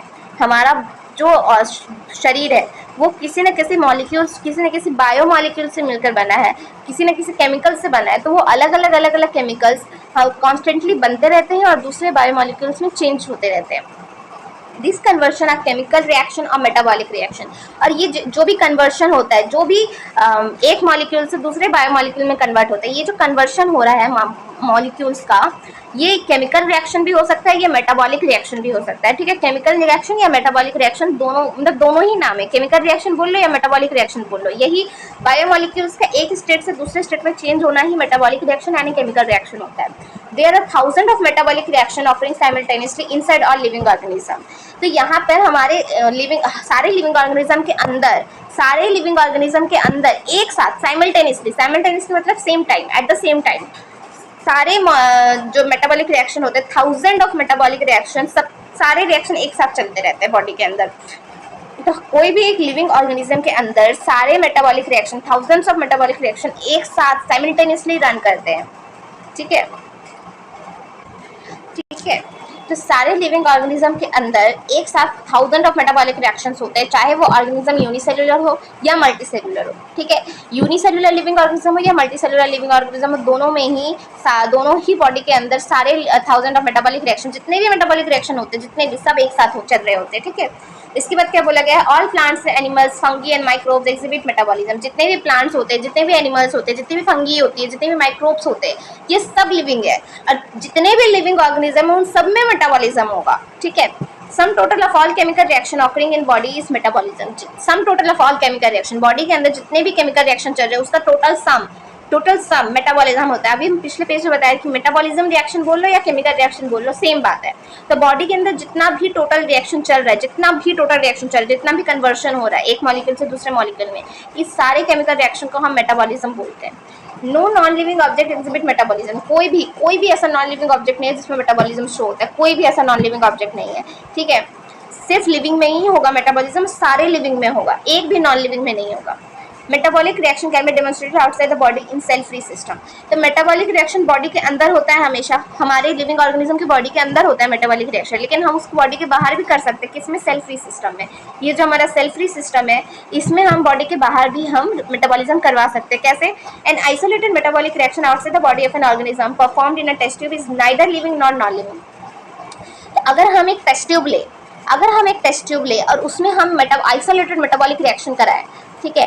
अगर हम एक टेस्ट ट्यूब ले उसमें आइसोलेटेड मतलब अकेला ठीक है, अलोन आइसोलेटेड मेटाबॉलिक रिएक्शन कराए बॉडी के बाहर टेस्ट ट्यूब में अगर हम आइसोलेटेड मेटाबॉलिक रिएक्शन कराए तो वो जो रिएक्शन होगा वो ना ही लिविंग होगा ना ही नॉन लिविंग होगा। वो रिएक्शन जो होगा वो ना ही लिविंग होगा ना ही नॉन लिविंग होगा, मतलब वो जो मेटाबॉलिज्म होगा वो ना ही लिविंग होगा ना ही नॉन लिविंग होगा। जो मेटाबॉलिक रिएक्शन हम करा रहे हैं आइसोलेटेड मेटाबॉलिक रिएक्शन वो ना ही लिविंग होगा ना ही नॉन लिविंग होगा। Hence while metabolism is a defining feature of all living organism without exception. तो मेटाबॉलिज्म का कोई एक्सेप्शन नहीं है, मेटाबॉलिज्म सिर्फ लिविंग में होगा, नॉन लिविंग में नहीं होगा, कोई भी एक ऐसा एक्सेप्शन नहीं है। इसीलिए इसीलिए मेटाबॉलिक रिएक्शन जो होता है डिफाइनिंग फीचर होता है। Isolated metabolic reaction in vitro are not living thing but surely living reaction. अब तुम बोलोगे, तुम्हारे मन में एक डाउट आएगा कि अगर मेटाबॉलिज्म डिफाइनिंग फीचर है वो सारे लिविंग में होता है तो बॉडी के बाहर कैसे हो सकता है? बॉडी के बाहर तो लिविंग नहीं है कोई, बॉडी के बाहर टेस्ट ट्यूब में तो कोई लिविंग नहीं है, तो उसमें हम मेटाबॉलिज्म कैसे करा रहे हैं? ठीक है, तो मेटाबॉलिज्म जो आइसोलेटेड मेटाबॉलिक रिएक्शन जो हम एक टेस्ट ट्यूब में करा रहे हैं तो भले ही वो आइसोलेटेड मेटाबॉलिक रिएक्शन लिविंग या नॉन लिविंग नहीं है, लेकिन जब इन विट्रो हम in vitro isolated metabolic reaction करवा रहे इन विट्रो तरीके से, अगर हम इन विट्रो मतलब बॉडी के बाहर जब हम आइसोलेटेड मेटाबॉलिक रिएक्शन करा रहे हैं वो लिविंग नहीं है पर वो लिविंग रिएक्शन है। टेस्ट ट्यूब के अंदर जो रिएक्शन हो रहा है वो लिविंग है, पर ये metabolic reaction isolated metabolic reaction living और नॉन लिविंग कुछ भी नहीं है। अंदर में जो रिएक्शन होगा टेस्ट ट्यूब के वो होगा लिविंग, ठीक है, वो होगा लिविंग रिएक्शन। इसीलिए मेटाबॉलिज्म सारे ही लिविंग ऑर्गेनिज्म का डिफाइनिंग फीचर है। Hence cellular organization of a body is defining feature of life forms। तो जितनी भी लाइफ फॉर्म्स है उसका सेलुलर ऑर्गेनाइजेशन जो है वो डिफाइनिंग फीचर है, ठीक है। अब हम मेटाबॉलिज्म भी खत्म हो गया, अब हम इसका इंपॉर्टेंट क्वेश्चन करेंगे, चलिए डिस्कस करते हैं वो। तो चलिए अब हम मेटाबॉलिज्म से रिलेटेड कुछ क्वेश्चंस कर लेते हैं, फटाफट से डिस्कस कर लेते हैं, ठीक है। तो फर्स्ट क्वेश्चन है आपका, which following best define metabolism, कौन सा सबसे बेटर मेटाबॉलिज्म को डिफाइन करता है? मेटाबॉलिज्म को सबसे अच्छा कौन डिफाइन कर रहा है यहाँ पे? ठीक है, मेटाबॉलिज्म को सबसे अच्छा यहाँ पे कौन डिफाइन कर पा रहा है? Release of energy in cells, अगर किसी सेल से एनर्जी रिलीज हो रहा है तो वो मेटाबॉलिज्म है। All chemical reaction taking place in an organism, किसी भी ऑर्गेनिज्म के अंदर सारे केमिकल रिएक्शन का होना वो मेटाबॉलिज्म है। एक्सक्रीशन और सेल का सिक्रीशन, सेल से एक्सक्रीट होना या एक्सक्रीट होना मतलब सेल से कुछ वेस्ट बाहर निकलना और सेल से कुछ सिक्रीशन होना, ये मेटाबॉलिज्म है। या ग्रोथ एंड रिप्रोडक्शन, ऑर्गेनिज्म में ग्रोथ और रिप्रोडक्शन होता है वो मेटाबॉलिज्म है। तो मेटाबॉलिज्म का डेफिनेशन क्या है? ऑप्शन बी होगा आंसर। जितने भी केमिकल मेटाबॉलिज्म मतलब ही केमिकल रिएक्शन, जितने भी केमिकल रिएक्शन हो रहे ऑर्गेनिज्म के अंदर वो सब मेटाबॉलिज्म है, ठीक है। Very simple question. Second question है, मेटाबॉलिज्म में क्या इंक्लूड होता है? Only catabolic reaction, only anabolic reaction, both anabolic and catabolic, only digestive enzyme. अब देखो कैटाबॉलिक और एनाबॉलिक का मतलब क्या होता है? कैटाबॉलिक मतलब काटना, कैटाबॉलिक मतलब काटना, मतलब किसी चीज का टूटना, काटना मतलब टूटना, ठीक है। काटना मतलब टूटना, मतलब कुछ एक बड़ा मॉलिक्यूल है वो छोटे छोटे टुकड़ों में टूट रहा है, कट रहा है, तो उसको हम कैटाबॉलिज्म बोलते हैं, कैटाबॉलिक रिएक्शन बोलते हैं। एनाबॉलिक मतलब उसका उल्टा, कुछ बनना, एक छोटे छोटे मॉलिक्यूल्स का एग्रीगेशन से बड़ा मॉलिक्यूल बन जाना, तो कुछ बनने के प्रोसेस को हम एनाबॉलिक रिएक्शन बोलते हैं और कुछ कटने यानी टूटने के प्रोसेस को हम कैटाबॉलिक रिएक्शन बोलते हैं। तो मेटाबॉलिज्म में क्या होता है? कैटाबॉलिक होता है, एनाबॉलिक होता है, या दोनों होते हैं, या डाइजेस्टिव एंजाइम्स होते हैं? तो दोनों होता है, ठीक है। एनाबॉलिक और कैटाबॉलिक दोनों ही रिएक्शन होते हैं। मेटाबॉलिज्म में या तो कुछ टूटता है या तो कुछ बनता है, ये दोनों ही होते हैं। नेक्स्ट क्वेश्चन है, which statement is true about metabolites? ठीक है, मेटाबोलाइट्स के लिए कौन सा स्टेटमेंट ट्रू है? तो they are found only in plants, ठीक है। क्या सिर्फ प्लांट में पाए जाते हैं? ओनली एक्सक्रीटरी प्रोडक्ट, क्या सिर्फ एक्सक्रीटरी प्रोडक्ट में पाए जाते हैं? कैन बी प्राइमरी और सेकेंडरी दोनों हो सकते हैं। ऑल मेटाबोलाइट्स आर टॉक्सिक, सारे मेटाबोलाइट्स टॉक्सिक होते हैं। तो क्या होगा? इसका आंसर हो जाएगा तुम्हारा दे कैन बी प्राइमरी और सेकेंडरी। तो मेटाबॉलिक रिएक्शन प्राइमरी हो सकता है या फिर सेकेंडरी हो सकता है, ठीक है। प्राइमरी हो सकता है या सेकेंडरी हो सकता है। मेटाबॉलिक्स, देखो पहला स्टेटमेंट तो गलत ही है क्योंकि मेटाबॉलिक्स सिर्फ प्लांट में नहीं होता है, प्लांट, एनिमल, फंगी, बैक्टीरिया सब में होते हैं, जो भी लिविंग सब में होगा, सिर्फ प्लांट में क्यों होगा? सारे लिविंग में होगा। और एक्सक्रीशन से भी इसका कोई लेना देना नहीं है, मेटाबॉलिज्म का केमिकल रिएक्शन होता है। और केमिकल रिएक्शन जो होता है वो टॉक्सिक भी नहीं होता है, मेटाबॉलाइट्स टॉक्सिक भी नहीं होते हैं, ठीक है। वो हमारी ही बॉडी का कोई मॉलिक्यूल्स होता है जो टूटता बनता रहता है। तो प्राइमरी और सेकेंडरी मेटाबॉलाइट्स जो होते हैं प्राइमरी और सेकेंडरी दोनों हो सकते हैं। नेक्स्ट क्वेश्चन जो है हमारा, next question 4 number, breaking down process in metabolism is known as. अभी हम बताएं ब्रेकिंग मतलब टूटना मतलब काटना को क्या बोलेंगे? कैटाबॉलिज्म, ठीक है। बहुत सिंपल ट्रिक से हो जाएगा, ऐसा निमोनिक याद करो, हो जाएगा, बहुत सिंपल क्वेश्चन है। टूटने के प्रोसेस को कैटाबॉलिज्म, बनने के प्रोसेस को एनाबॉलिज्म। ये क्वेश्चन भी पूछ लेता है टूटने बनने वाला, इतना सिंपल सा। नेक्स्ट क्वेश्चन बोला है synthesis of protein from amino acid, protein का सिंथेसिस अमाइनो एसिड से, ये किसका एग्जांपल है? ठीक है, प्रोटीन का सिंथेसिस अमाइनो एसिड से, ये किसका एग्जांपल है? कैटाबॉलिज्म, डाइजेशन, एनाबॉलिज्म, फर्मेंटेशन, किसका एग्जांपल है? अमाइनो एसिड से। अमाइनो एसिड, अमाइनो एसिड एक बड़ा ग्रुप होता है, ठीक है। अमाइनो एसिड से प्रोटीन का सिंथेसिस, अमाइनो एसिड को तोड़ के प्रोटीन बनना, ये क्या है? ये एनाबॉलिज्म है, ठीक है। अमाइनो एसिड एनाबॉलिज्म है। एनाबॉलिज्म मतलब बनता है, अमाइनो एसिड से प्रोटीन बनता है। तुम ये बायोमॉलिक्यूल वाले चैप्टर में पढ़ोगे, 20 अमाइनो एसिड्स होते हैं, बहुत सारे अमाइनो एसिड का बायोमॉलिक्यूल्स में नाम दिया हुआ है, लाइसिन, आर्जिनिन, हिस्टामिन, हिस्टिडीन, ठीक है। ये सारे बहुत सारे अमाइनो एसिड्स के नाम दिए हुए हैं वहाँ पे, ठीक है। तो अमाइनो एसिड से ही प्रोटीन बनता है, अमाइनो एसिड से प्रोटीन बनता है, तो बनने के प्रोसेस को हम एनाबॉलिज्म बोलेंगे, ठीक है। तो प्रोटीन बनना को, अमाइनो एसिड से प्रोटीन बनना इज एनाबॉलिज्म। नेक्स्ट क्वेश्चन अगर देखें, नेक्स्ट क्वेश्चन असर्शन रीजन है। यहाँ पे बोला है all living organism exhibits metabolism, सारे लिविंग ऑर्गेनिज्म मेटाबॉलिज्म एग्जिबिट करते हैं, सारे लिविंग ऑर्गेनिज्म मेटाबॉलिज्म एग्जिबिट करते हैं, बिल्कुल सही है, सारे लिविंग में मेटाबॉलिज्म होता है। रीजन क्या है? Metabolism include only energy releasing process, ये गलत हो गया। सिर्फ एनर्जी रिलीजिंग प्रोसेस थोड़ी ना होता है, एनर्जी बनता भी है, एनर्जी रिलीज भी होता है। कैटाबॉलिज्म एनाबॉलिज्म दोनों होते हैं, तो एनर्जी बनेगा भी, रिलीज भी होगा, सिर्फ रिलीज नहीं होगा। तो रीजन जो होगा वो गलत हो जाएगा, हमारा ऑप्शन सी होगा आंसर। रीजन गलत हो जाएगा, अर्जेशन ट्रू हो जाएगा, ठीक है। नेक्स्ट क्वेश्चन अगर चले, नेक्स्ट क्वेश्चन भी असर्शन रीजन का ही है। नेक्स्ट क्वेश्चन इज दैट कि isolated metabolic reaction can be perform outside the body. देखो, आइसोलेटेड मेटाबॉलिक रिएक्शन बॉडी के अंदर होता है, लेकिन आइसोलेटेड अकेला मेटाबॉलिक रिएक्शन बॉडी के बाहर होता है, इन विट्रो, ठीक है। आउटसाइड मतलब इन विट्रो, ऐसे इन विट्रो होगा, ठीक है। आउटसाइड मतलब इन विट्रो तरीके से होगा, इन विट्रो तरीके से होगा बॉडी के बाहर, आइसोलेटेड मेटाबॉलिक रिएक्शन। क्यों? Metabolic reaction always spontaneous, spontaneous मतलब आगे की तरफ जाएगा, स्पॉन्टेनियस कंटिन्यू होता रहेगा, ठीक है, आगे की तरफ कंटिन्यू जाता रहेगा, तो रीजन गलत है। ऐसा स्पॉन्टेनियस वाला एनसीईआरटी में कोई बात ही नहीं कहा गया है कि मेटाबॉलिक रिएक्शन सिर्फ स्पॉन्टेनियस जाएगा। आइसोलेटेड मेटाबॉलिक रिएक्शन बॉडी के बाहर होता है इन विट्रो तरीके से, ठीक है, पर स्पॉन्टेनियस नहीं होता है, तो रीजन गलत है, यहाँ भी रीजन गलत है, ठीक है। असर्शन सही है, रीजन गलत है। नेक्स्ट क्वेश्चन स्टेटमेंट बेस्ड है। अगेन मेटाबॉलिज्म का कैरेक्टरिस्टिक्स पूछा है तुमसे, occur in both plant and animal. देखो, प्लांट और एनिमल दोनों में तो होता है, लेकिन साथ में फंगी में भी होता है, ठीक है, साथ में फंगी में भी होता है, साथ में फंगी में भी होता है, बैक्टीरिया में भी होता है, ठीक है, तो सब में होता है, जितने भी लिविंग है सब में होगा, प्लांट और एनिमल में तो होता ही है। तो ये मतलब ये स्टेटमेंट तो सही है, प्लांट एनिमल दोनों में होते हैं। Include all excretory, includes only excretory process, ये गलत है। एक्सक्रीटरी प्रोसेस, एक्सक्रीशन से तो कोई लेना देना ही नहीं है इसका। Can be demonstrated outside the body in cell free system, ये बिल्कुल सही है, ठीक है, ये भी बिल्कुल सही है, सेल फ्री सिस्टम में बॉडी के बाहर हम कर सकते हैं। Include both synthesis and break down reaction, synthesis भी होता है, ब्रेक डाउन भी होता है, ये भी बिल्कुल सही है। तो 1, 3, 4 मुझे करेक्ट लग रहा है, मतलब ऑप्शन ए, ऑप्शन ए इसका करेक्ट हो जाएगा, option A, yes, option A सही है, ठीक है। उसके बाद नेक्स्ट क्वेश्चन है हमारा, metabolism includes all reaction occurring in cell, तो all chemical reaction, metabolism is all chemical reaction, ठीक है, केमिकल होगा, बहुत easy. Sum total of dash and dash is metabolism, तो एनाबॉलिज्म कैटाबॉलिज्म दोनों को मिला के सम टोटल रिएक्शन को मेटाबॉलिज्म बोलते हैं, बहुत सिंपल क्वेश्चन है, ठीक है। नेक्स्ट है true isolated metabolic reaction, isolated metabolic reaction can be carried out in dash system, cell free system, cell free system में आइसोलेटेड मेटाबॉलिक रिएक्शन कराते हैं बॉडी के बाहर, ठीक है, ये हो गया।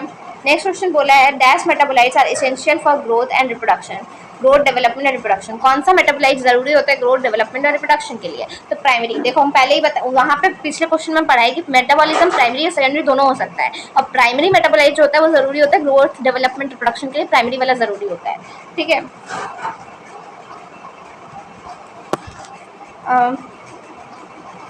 नेक्स्ट क्वेश्चन देखो, नेक्स्ट क्वेश्चन मैचिंग है, मैच द कॉलम है, ठीक है, मैच करना है यहाँ पे। एनाबॉलिज्म, एनाबॉलिज्म मतलब कुछ बनना, मतलब बिल्डिंग अप रिएक्शन, ठीक है। कैटाबॉलिज्म मतलब टूटना, breaking down the reaction. Primary metabolism में हो जाएगा अमाइनो एसिड और न्यूक्लियोटाइड्स, प्राइमरी मेटाबॉलिज्म में हो जाएगा अमाइनो एसिड और न्यूक्लियोटाइड्स, और सेकेंडरी मेटाबॉलिज्म में एल्कलाइड पिगमेंट और सेंट। ये भी पूरा मैच है, मैच करने के लिए कुछ बचा ही नहीं है यार, सब सिंपल सामने सामने दे दिया, ठीक है। सेकेंडरी मेटाबोलाइट्स एल्कलाइड पिगमेंट सेंट हो जाएगा, सेकेंडरी मेटाबोलाइट्स। नेक्स्ट क्वेश्चन है which is defining feature of living organism. कौन सा डिफाइनिंग फीचर है लिविंग ऑर्गेनिज्म का? डिफाइनिंग फीचर पूछा है, तो ग्रोथ डिफाइनिंग फीचर नहीं होता है, मूवमेंट भी नहीं है, रिप्रोडक्शन भी नहीं है, तो मेटाबॉलिज्म हो जाएगा डिफाइनिंग फीचर। ठीक है। Next question assertion metabolism is considered as defining feature of life. तो ये स्टेटमेंट बिल्कुल सही है, मेटाबॉलिज्म जो है डिफाइनिंग फीचर है, ये बिल्कुल सही है।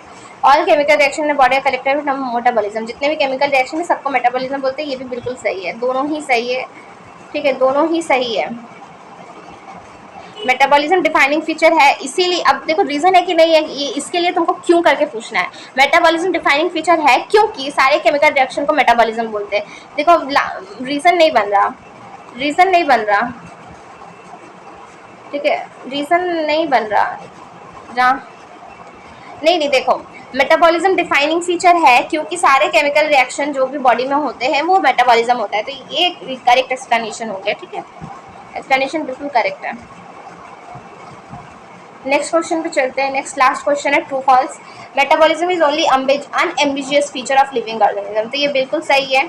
अनएम्बिजियस मतलब होता है सिर्फ मेटाबॉलिज्म सिर्फ लिविंग ऑर्गेनिज्म में ही होता है, तो अनएम्बिजियस मतलब यूनिक फीचर। अनएम्बिजियस मतलब तुम बोल सकते हो यूनिक फीचर है। ठीक है, यूनिक फीचर है लिविंग ऑर्गेनिज्म का, यूनिक फीचर है लिविंग ऑर्गेनिज्म का मेटाबॉलिज्म, तो ये बिल्कुल सही है। ठीक है, 16 वाला बिल्कुल सही है, ट्रू हो जाएगा। तो यहाँ पर मेटाबॉलिज्म के भी सारे क्वेश्चन, सारे पीवाईक्यूज हमने कंप्लीट कर लिए। इससे बहुत सारे इंपॉर्टेंट क्वेश्चन और पीवाईक्यू दोनों मिक्स्ड, मैंने बहुत सारे मिक्स क्वेश्चन कराने की कोशिश की कॉन्सेप्ट क्लैरिटी के लिए। ठीक है, तो ये सारे क्वेश्चन तुम्हें करने के लिए बहुत ज़्यादा ज़रूरी है। एक बार फिर से अच्छे से देखो, इसमें मैंने आंसर मार्क किया हुआ है फॉर अ पर्सनल रीज़न कि आप लोग आंसर करने की कोशिश करो। ठीक है, देख के आंसर करो, देख के ही आंसर करने की कोशिश करो, पर कोशिश करो एटलीस्ट। ठीक है, बच्चे अगर फर्स्ट टाइम में आंसर नहीं कर पाते ना, तो हम बहुत डिमोटिवेशन फील होता है कि यार मुझसे आंसर नहीं हो रहा।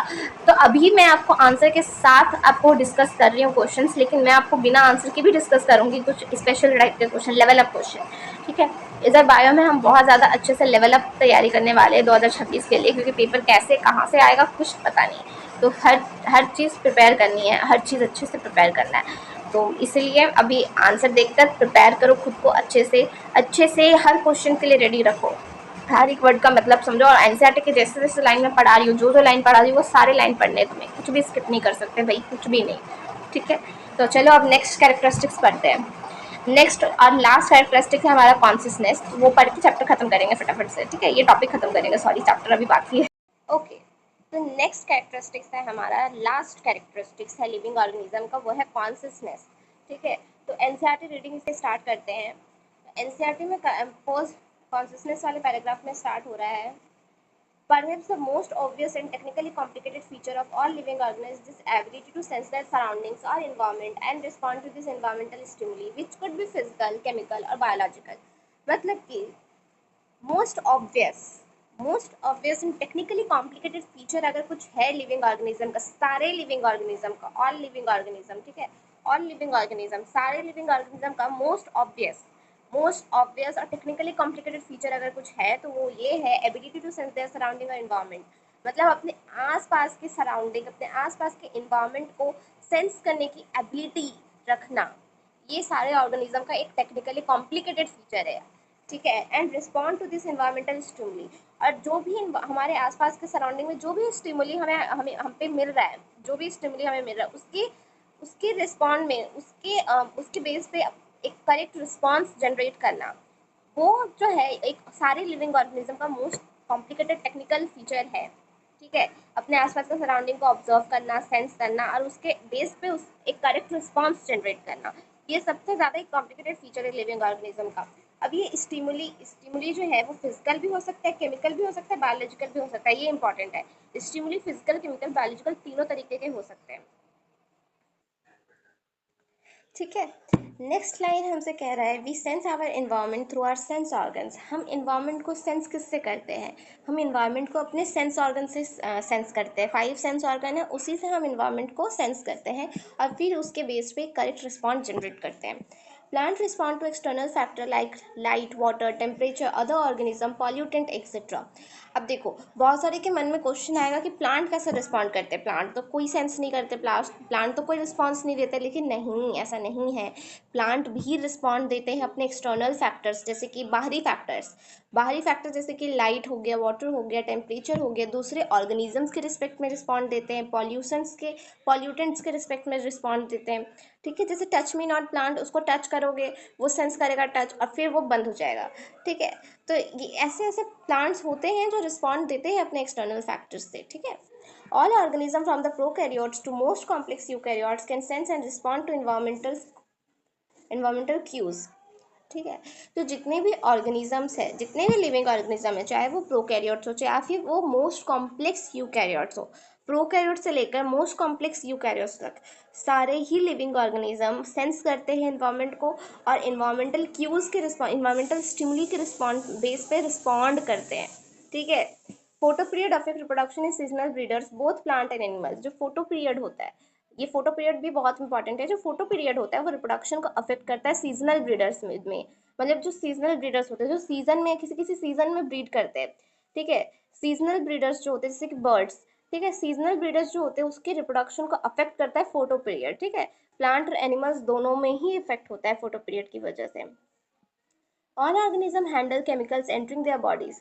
जितने ऑर्गेनिजम्स हैं सारे ऑर्गेनिजम्स अपने बॉडी में केमिकल्स की एंटरिंग को हैंडल करते हैं। हर एक की बॉडी में केमिकल्स है और कहीं ना कहीं से हर एक की बॉडी में केमिकल्स आता ही है, चाहे हम जितना भी ध्यान रख ले। ठीक है, केमिकल्स आते ही है हर एक लिविंग ऑर्गेनिज्म की बॉडी में ये एबिलिटी होता है कि वो केमिकल्स जब आए तो उसको हैंडल कर सके। All organism therefore are aware of their surrounding. तो जितने भी लिविंग ऑर्गेनिज्म हैं वो अपने सराउंडिंग से, अपने आसपास के एनवायरनमेंट से अवेयर है। अवेयर मतलब जानते हैं, जान पहचान है उनकी, अनजान बिल्कुल भी नहीं है। तो सारे ऑर्गेनिज्म अपने सराउंडिंग से अवेयर है।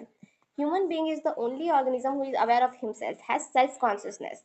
लाइक ह्यूमन बींग एक ऐसा ऑर्गेनिज्म है, एक अकेला ऐसा ऑर्गेनिज्म है ह्यूमन बींग जो खुद से भी अवेयर है। क्या आप अपने आप को नहीं पहचानते? थोड़ा आप खुद से पूछिए कि आप अपने आप को नहीं पहचानते हो कि आप कैसे हो, आपको क्या पसंद है, आपको क्या चाहिए, आपको क्या अच्छा लगता है? आप अपने आप से अवेयर हो कि नहीं हो? आपको किस चीज़ से एलर्जी है, किस चीज़ से डर लगता है, आप अपने आप को बहुत अच्छे से जानते हो। तो आप एक ह्यूमन बींग ही ऐसा लिविंग ऑर्गेनिज्म है, एक ह्यूमन बींग ही इकलौता ऐसा लिविंग ऑर्गेनिज्म है जो अपने आप को भी अवेयर होता है, जो अपने आप को भी बहुत अच्छे से जानता है। इसको बोलते हैं सेल्फ कॉन्शियसनेस। कॉन्शियसनेस तो है ही, लेकिन सेल्फ कॉन्शियसनेस है, अपने को भी अच्छे से जानते हैं, सेल्फ कॉन्शियसनेस है। ठीक है, तो सेल्फ कॉन्शियसनेस जो है वो सिर्फ ह्यूमन में ही इकलौता आता है। ओके,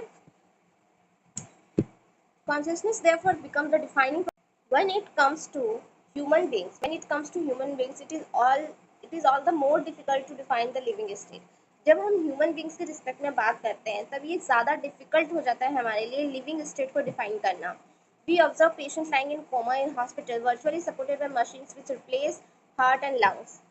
तुमने हॉस्पिटल्स में बहुत बारी कोमा पेशेंट्स को देखा होगा जो जिंदा तो होते हैं पर वो कोमा में चले जाते हैं, उनको कोई होश नहीं होता, वो कुछ कुछ मूवमेंट नहीं कर पाते, बिल्कुल एकदम एक डेड बॉडी की तरह हो जाते हैं। ठीक है, तो अगर तुम हॉस्पिटल में किसी भी कोमा पेशेंट को देखोगे, ऑब्जर्व करोगे, तो तुम देखोगे कि उन्हें वर्चुअली सपोर्ट किया जा रहा है मशीन से, मतलब आर्टिफिशियली उनके लंग्स, उनके हार्ट को रिप्लेस कर दिया गया है मशीन के द्वारा। मशीन उनके हार्ट और लंग्स को सपोर्ट कर रहे हैं। ठीक है, ऐसे पेशेंट को कोमा पेशेंट के हार्ट और लंग्स को वर्चुअली मशीन सपोर्ट करते हैं। ठीक है, उसमें उसमें उनके हार्ट और लंग्स में उनका खुद का कोई बस नहीं होता, मशीन उसे रेगुलेट कर रहे होते हैं। तो ऐसे पेशेंट को the patient is otherwise brain dead. जो ऐसे पेशेंट होते हैं जिनका ब्रेन जो है टोटली डेड हो चुका है। ठीक है, उनका सिर्फ शरीर जिंदा है लेकिन दिमाग, ब्रेन तो डेड हो चुका है कोमा पेशेंट का। तो the patient has no self consciousness. तो ऐसे पेशेंट में कोई सेल्फ कॉन्शियसनेस नहीं होता, वो खुद को समझ ही नहीं पा रहे, कुछ कर ही नहीं पा रहे, तो ऐसे पेशेंट में कोई सेल्फ कॉन्शियसनेस नहीं होता। As such patient who never come back to normal life living और नॉन लिविंग। तो ऐसे पेशेंट जो कभी भी अपने नॉर्मल लाइफ में वापस नहीं आ सकते, वो लिविंग है या नॉन लिविंग है। ठीक है, आपको ये बताना है। यहाँ पे ये क्वेश्चन किया गया है कि are such patient to never come back to normal life living और नॉन लिविंग, क्या वो लिविंग है या नॉन लिविंग है।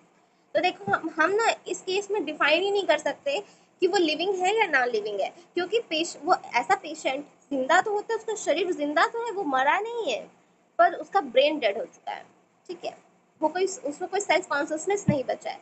तो ह्यूमन के केस में बहुत ज़्यादा डिफिकल्ट हो जाता है लिविंग स्टेट को डिफाइन कर पाना। ओके, नेक्स्ट पैराग्राफ है, in higher class you will know you will come to know that all living phenomena are due to underlying interaction।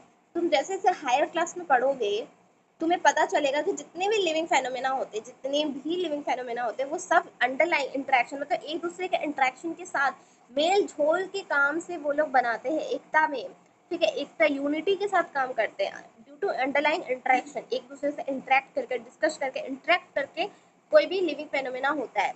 Properties of tissue are not present in the constituent cell but arise as a result of interaction among the constituent cells। देखो ये जो line है ये बहुत important line है।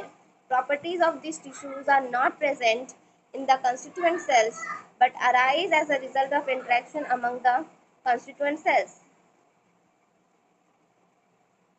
ठीक है, ये लाइन बहुत इंपॉर्टेंट है, सुपर इंपॉर्टेंट है।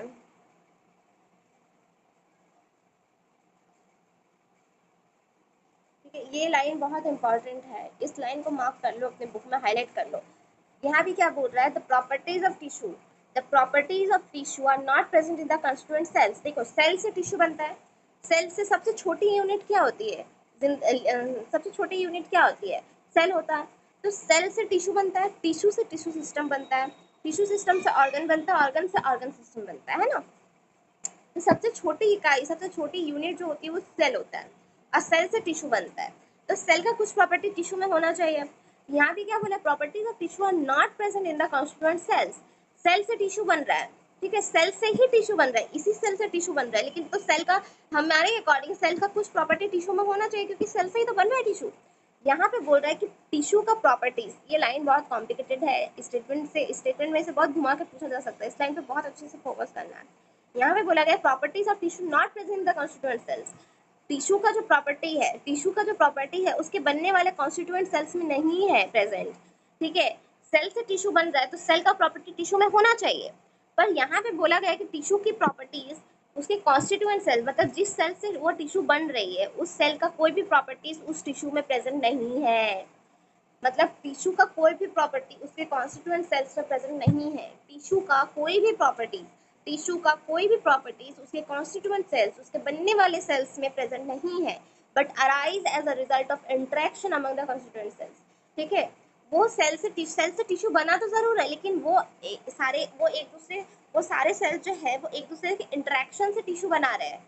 वो सेल्स खुद ही टिश्यू नहीं बन गया, वो सारे सेल्स एक दूसरे के साथ इंटरेक्शन करके टिश्यू बना रहे हैं। तो टिश्यू की कोई भी प्रॉपर्टी उसके कॉन्स्टिट्यूएंट सेल्स में प्रेजेंट नहीं होती है, पर सेल्स के इंटरेक्शन से उसके जितने भी कॉन्स्टिट्यूएंट सेल्स है उसके इंटरेक्शन के रिजल्ट की वजह से टिश्यू अराइज होता है। ठीक है, तो टिश्यू का कोई भी प्रॉपर्टी उसके कॉन्स्टिट्यूएंट सेल में प्रेजेंट नहीं होता है, बल्कि सेल के इंटरेक्शन, कॉन्स्टिट्यूएंट सेल के इंटरेक्शन से टिश्यू बनता है। Similarly, properties of cellular organization are not present in the molecular constituents of organelle but arise as a result of interaction among the molecular components comprising the organelle। यहाँ पे भी वही same line को कुछ words, root word को change करके कहा गया है, सेम लाइन है, सेम डिफिनेशन है। मतलब जैसे टिश्यू का कोई भी प्रॉपर्टी कॉन्स्टिट्यूएंट सेल में नहीं पाया जाता, उसी तरह सेलुलर ऑर्गेनल्स का कोई भी प्रॉपर्टी उसके मॉलिक्यूलर कॉन्स्टिट्यूएंट्स में नहीं पाया जाता, उसके ऑर्गेनल के मॉलिक्यूलर कॉन्स्टिट्यूएंट्स में नहीं पाया जाता। जैसे टिश्यू का कोई भी प्रॉपर्टी उसके कॉन्स्टिट्यूएंट सेल्स में नहीं पाया जाता, वैसे ही सेलुलर ऑर्गेनल्स का कोई भी प्रॉपर्टी उस ऑर्गेनल के मॉलिक्यूलर कॉन्स्टिट्यूएंट्स में नहीं पाया जाता, पर उसके सारे मॉलिक्यूलर कंपोनेंट्स आपस में ही, उस ऑर्गेनल के सारे मॉलिक्यूलर कंपोनेंट्स आपस में ही इंटरेक्ट करके सेलुलर ऑर्गेनल्स को बनाते हैं। ठीक है, तो ये लाइन क्लियर है अच्छे से। This interaction result in the emergent properties at the higher level of organisation. ये जो इंटरेक्शन है उसकी वजह से, ये जो आपस में जो सेल, जो मॉलिक्यूल्स इंटरेक्ट कर रहे हैं उसकी वजह से जो इमर्जेंट प्रॉपर्टीज है हायर लेवल ऑफ ऑर्गेनाइजेशन में बनता है। ठीक है, मतलब हायर लेवल ऑफ ऑर्गेनाइजेशन में इंटरेक्शन की वजह से ही इमर्जेंट प्रॉपर्टीज आती है। ठीक है, हायर लेवल ऑफ ऑर्गेनाइजेशन में जैसे लेवल ऑफ ऑर्गेनाइजेशन बढ़ता है, सेल से टिश्यू, टिश्यू से ऑर्गन, ऑर्गन से ऑर्गन सिस्टम, तो जैसे जैसे लेवल ऑफ ऑर्गेनाइजेशन बढ़ता है वैसे ही इंट्रैक्शन की वजह से इमर्जेंट प्रॉपर्टीज भी अराइज होती है। ठीक है, नेक्स्ट बोल रहा है this phenomena is true in the hierarchy of organisation complexity at all levels. तो ये फेनोमेना बिल्कुल ट्रू है hierarchy of organisation complexity at all level, मतलब सारे लेवल में जो हायरार्की ऑफ ऑर्गेनाइजेशन है, सारे लेवल का जो हायरार्की ऑफ ऑर्गेनाइजेशन है उसमें ये फेनोमेना बिल्कुल ट्रू साबित होती है। Therefore we can say that living organisms self replicating evolving and self regulating interactive system capable of responding external stimuli।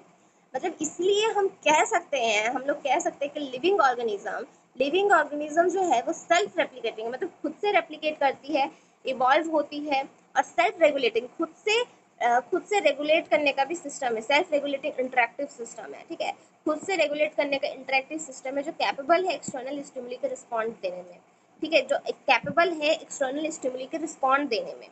Okay, clear हो रहा है सारे लाइन? देखो अगर कोई भी डाउट होगा तो तुम मुझसे कभी भी कमेंट सेक्शन में पूछ सकते हो, मुझसे कोई भी डाउट हो, अगर किसी भी लाइन में कोई भी वर्ड का मतलब ना पता हो, कुछ कोई लाइन नहीं समझ में आए, कोई टॉपिक में प्रॉब्लम है तो तुम मुझसे बेफिक्र क्वेश्चन कमेंट में पूछ सकते हो, ठीक है।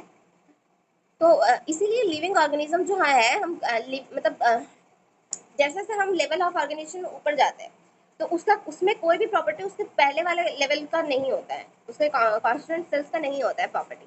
इसलिए हम कह सकते हैं कि जो लिविंग ऑर्गेनिज्म है वो सेल्फ रेप्लिकेटिंग है, इवॉल्विंग है, सेल्फ रेगुलेटिंग इंटरेक्टिव सिस्टम है जो एक्सटर्नल स्टिमुली को रिस्पॉन्ड करने के लिए कैपेबल होता है। Biology is the story of life on earth, biology story of evolution of living organism on earth. Biology जो है, बायोलॉजी का मतलब बायो मतलब लाइफ और लिविंग लॉजी मतलब स्टडी, जिसमें हम लाइफ, बायोलॉजी में हम लाइफ की स्टडी करते हैं, तो बायोलॉजी जो है वो अर्थ में लाइफ की स्टोरी को बताता है। बायोलॉजी जो है इवोल्यूशन, लिविंग ऑर्गेनिज्म के इवोल्यूशन की स्टोरी को बताता है। All living organism present All living organisms present, past and future are linked to one another by the sharing of common genetic material but to varying degrees। तो जितने भी living organism हैं वो आज हो, पास्ट में रहे हों, फ्यूचर में आने वाले हों, किसी भी सदी में वो रहे हों, जितने भी लिविंग ऑर्गेनिज्म है वो सब एक दूसरे से लिंक्ड है। कैसे लिंक्ड है? एक कॉमन जेनेटिक मटेरियल शेयर करके आपस में लिंक्ड है सारे ऑर्गेनिज्म, पर वैरिंग डिग्री, अलग अलग डिग्री उनकी वैरी करती है, पर जेनेटिक मटेरियल कॉमन है। हर एक ऑर्गेनिज्म में पास्ट प्रेजेंट फ्यूचर सारे ही समय के ऑर्गेनिज्म में डिग्री वैरी करता है, थोड़ी थोड़ी डिग्री वैरी करता है, लेकिन जेनेटिक मटेरियल जो है वो कॉमन है सब में, और उसी कॉमन जेनेटिक मटेरियल की वजह से ही सारे ऑर्गेनिज्म, लिविंग ऑर्गेनिज्म एक दूसरे से आपस में लिंक्ड रखते हैं, ठीक है। तो ये कॉन्सियसनेस ये भी कंप्लीट हो गया। इसके बाद हम नेक्स्ट टॉपिक कल स्टार्ट करेंगे, diversity in the living world हमारा नेक्स्ट टॉपिक है, नेक्स्ट बड़ा टॉपिक है diversity in the living world, ये हम कल नेक्स्ट पार्ट में स्टार्ट करेंगे। अभी हम इस लास्ट कैरेक्टरिस्टिक्स यानी कॉन्सियसनेस वाले का टॉपिक का हम कुछ पिवाइटल्स और कुछ इंपॉर्टेंट क्वेश्चन सॉल्व करेंगे। चलिए शुरू करते हैं, वो शुरू करते हैं, फटाफट से डिस्कस कर लेते हैं, ज़्यादा क्वेश्चन नहीं है इसका।